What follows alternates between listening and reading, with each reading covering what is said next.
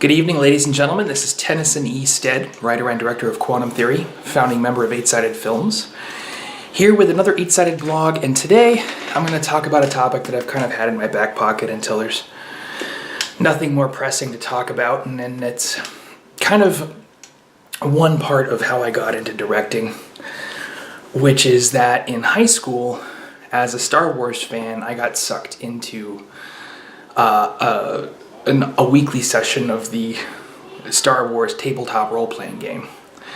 And my involvement in that game, as I got more into theater, sort of became a gateway drug into, for those who were around in the 90s and who were super dorks like me, games that were written by White Wolf Studios, like in particular Werewolf the Apocalypse and Mage the Ascension.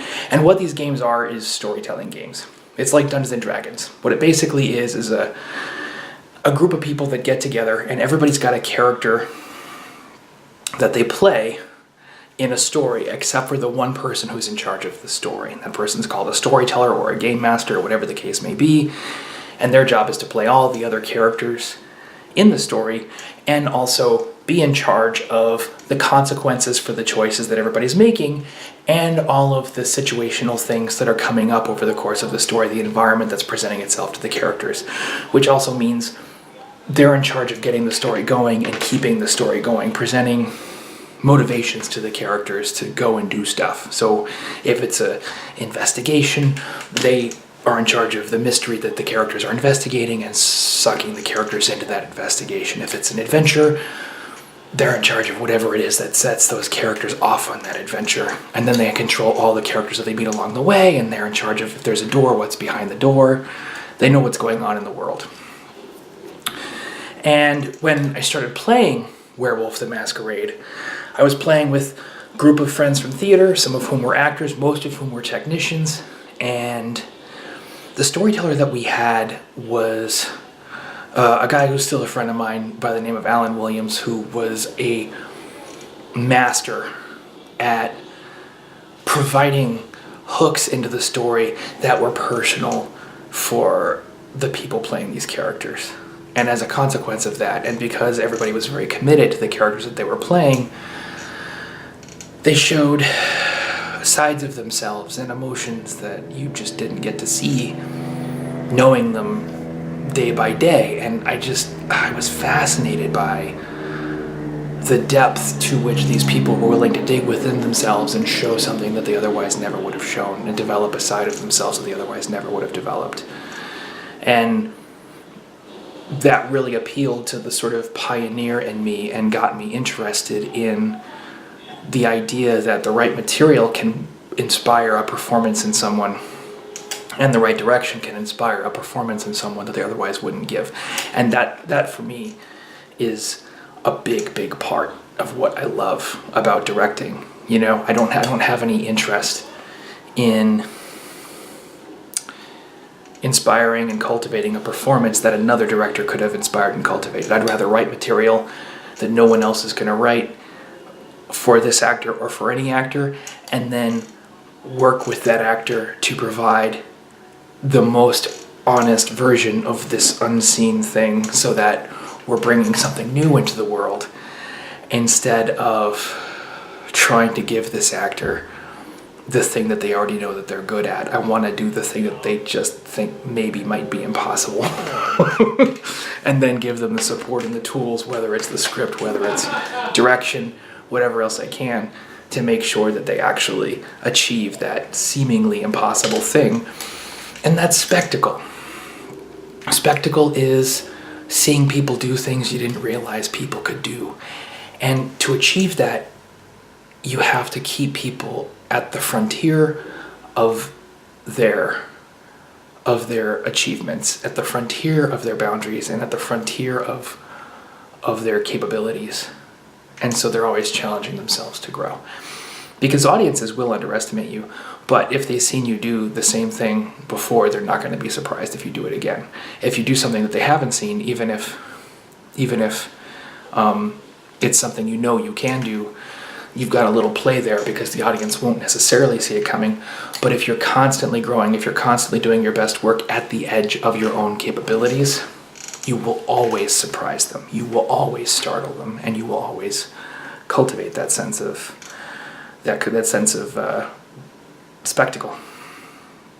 And so, that itch became also my gateway into screenwriting, because as I left high school, I did a lot of tabletop role-playing in college. I met Dan Hegarty, our composer, because we were both in a Star Wars role-playing game in college. We played a lot of Aeon Trinity and various other games along the way. A lot of D&D. And then when I left college, I didn't have anybody to play with, and I started writing tabletop role-playing games.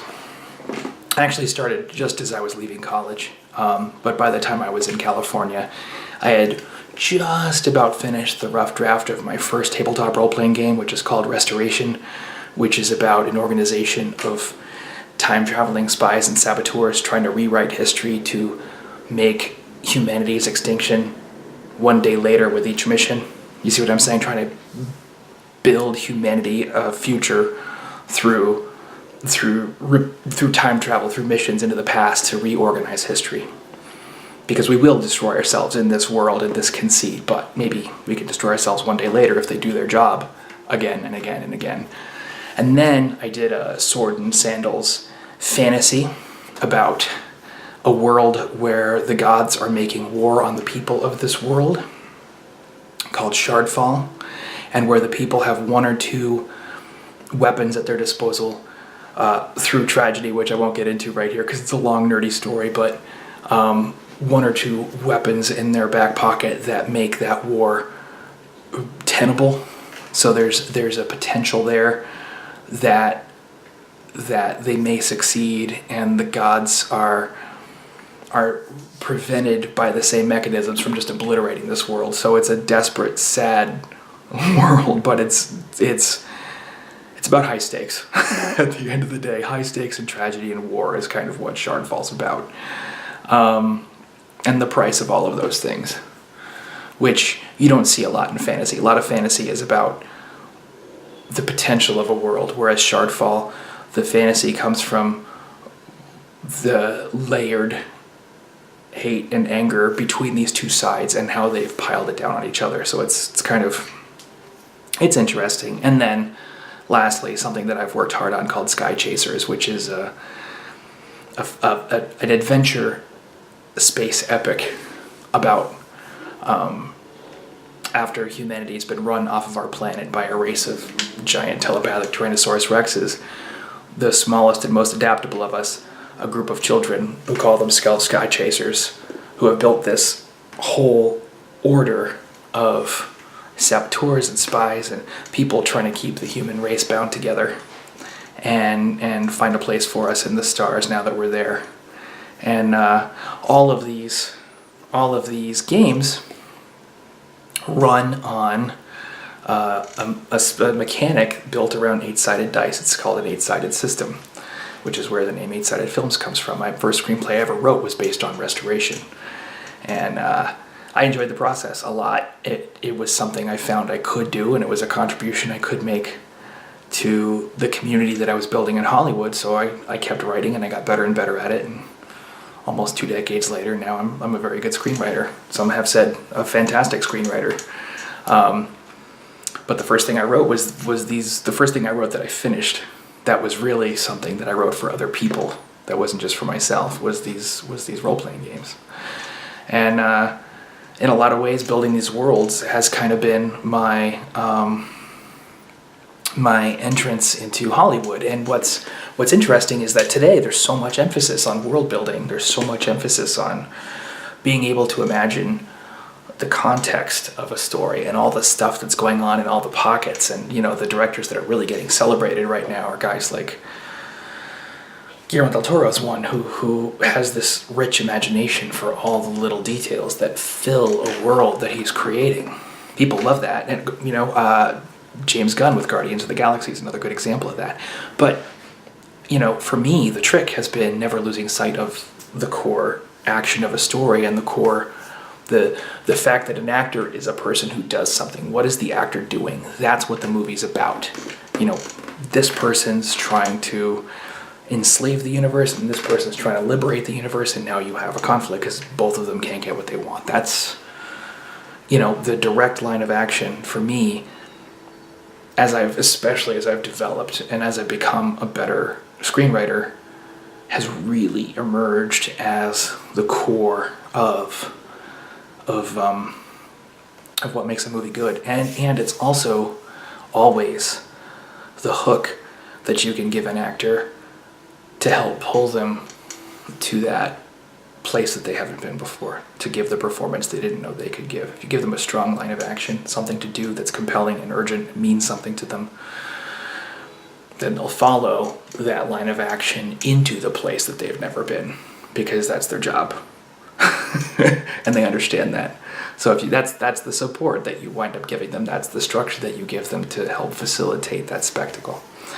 And that's just one little aspect of my background that I haven't gotten into. I think I mentioned it on the Loudmouth Report, which is the show that I do with Dan Haggerty, the podcast.